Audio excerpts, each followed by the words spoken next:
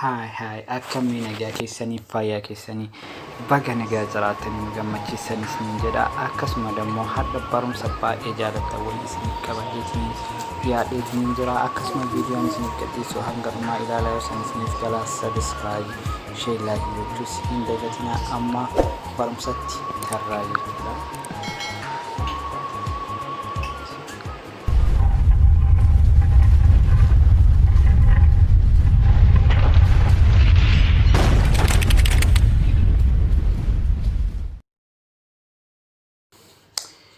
Barumsi keenya kan guyyaa har'aa jechuudha warroota haarawaa taataniif jechuudha warroonni chaanaalaa yookiin YouTube banachuu barbaadan jechuudha dalaguuf barbaadan haala kamiin akkamitti akka banatan isinitti agarsiisaa hanga dhumaa na hordofaa jechuudha YouTube keessa seentanii haala kamiin akka itti banachuu dandeettan jechuudha fakkeenyaaf YouTube keessa ni seentu jechuudha kun haala kanaan seentu jechuudha. haala kana yoo seentaniitiin hin jettan kun aspara dhaxxanii jechuudha aspara gubbaa kanarra bakka suuraan jiru san kun aspara jechuudha achi bira dhaxxanii jechuudha achi bira haala kanaan gaxuxxanii jechuudha yoo gaxuxxanii jettan ay dhuftanii maal gootanii akkana gaddeemtanii jechuudha kun switch account bakkettu kana dhuftanii tuxxanii jechuudha.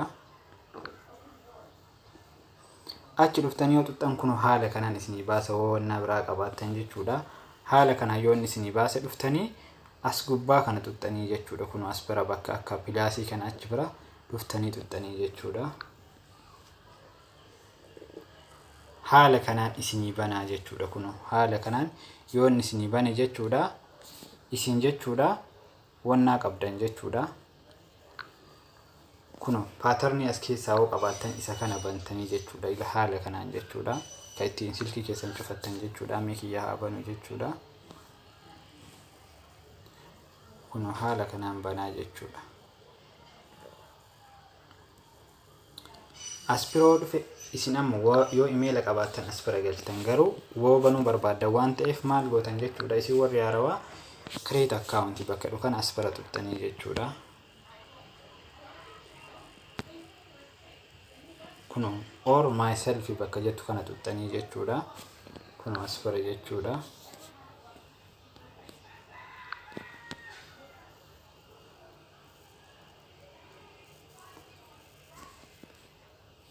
kuno haala kanaan isinii baasaa jechuudha inni haala kanaan yoo isinii baase isin maal gootu kuno kanatti asii fi asitti illee maqaa guutanii jechuudha kanneen keessatti aspiraa fi aspiratte jechuudha mee fakkeenyaa fi first name kana bira deemnaa jechuudha mee fakkeenyaaf achi biratti aashaa jedhu jechuudha akkanatti jechuudha isa lammaffaa irrattis mee bun jedhuuti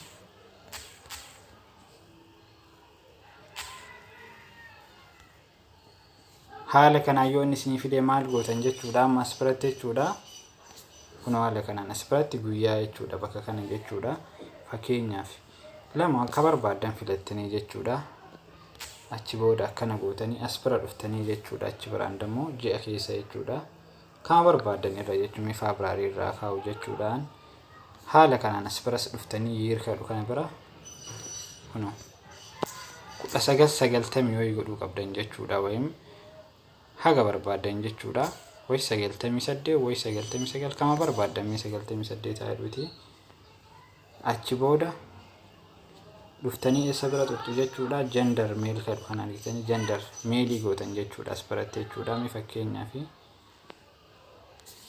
amma kiyya dhiira waan ta'eef male irra deebisaa jechuudha aspiratte warri shamar taatan immoo female irra deebistanii jechuudha mi'a nama kiyya male irra godhadhaa jechuudha haala kana yoo inni kana naaf fide dhumarra maal gootanii dhuftaniitiin asii gad erga kanneen guutanii process aspiraa kana next gootanii jechuudha haala kanaan jechuudha achi dhuftanii inni maqaa isinii baasaa jechuudha kun haala kanaan jechuudha waan isin barbaadan jechuudha haala kanaan isinii fidaa jechuudha inni isin demoo wookii demoo keessanii raddeeffachuu barbaadan ka inni isinii fide kana irra godhachuu dandeettan way demoo kamuu fi kiyyaa maqaa kiyya barbaadan kun aspira tuttanii jechuudha kun aspira jechuudha mee achi bira haa tuqu. Fakkeenyaaf an ash jedhee jira duratti ash bun jettanii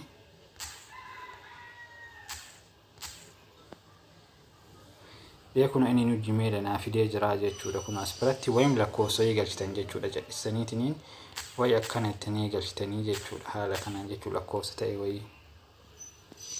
Kun haala kanaan naa fidee jira jechuudha. Paaswordii galfattanii jechuudha as bira jechuudha. Mee nama paaswordii yaa galfadhu jechuudha.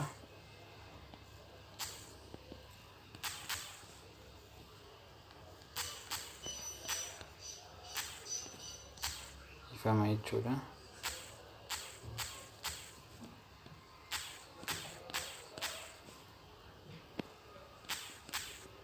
Ammallee deebitanii kajalaa kanarratti illee jechuudha.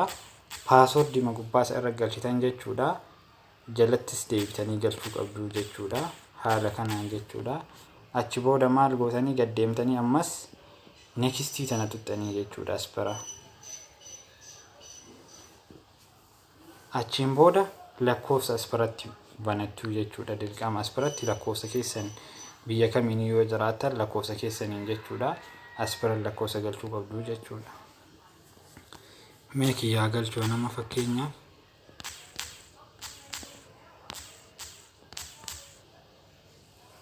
akkana gootanii jechuudha. Achi booda maal gootan jechuudha. Wanni isin gootan jechuudha. Dhuftanii as bira xiyyaa kana tuttanii jechuudha. Kun asii gad jechuudha. Achi booda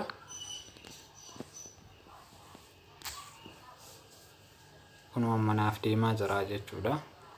Kun as bira kooda isin ergaa jechuudha. Koodii way simii keessa irra isin ergaa inni ni ofiin isin banaa jechuudha. Kun akkana naa ergeetanii jira jechuudha.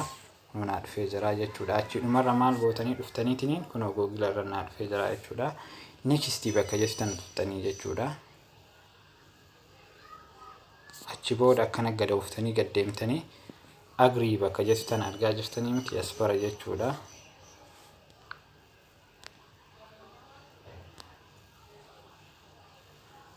Achi bira ni tuttanii jechuudha. Kun haala kanaan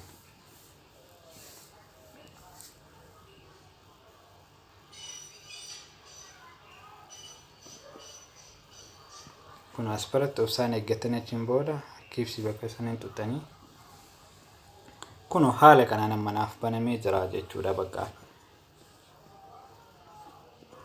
kunooti as biratti naaf banamee jira jechuudha. Kunoo qubee waan an reef ash jedheef achi biratti naa banamee jira jechuudha. Isa irra qaxxuxaniitiin yoo ilaaltan maal gootanii chaanaala keessa adda baafachuudhaaf jechuudha. Dhuftaniitiin jechuudha. Kunoo as bira your channel bakka dhukanarra nu tuttuu jechuudha achi bira. Kunoo haala kanaan jechuudha. Kunoo your channel wettaniitiin tuttan haala kanaan keessan isinii baasaa jechuudha. Haala kanaan itti fayyadamaa jechuudha. Innaa haga dhumaa hordofuu qabdanii jechuudha. Haga barumsa biraatii walitti deebinuuf nagaranaaf tura. Haala kanaan waan biraallee waa baay'ee jechuudha. Waan baay'ee waliin ilaaluu dandeenya.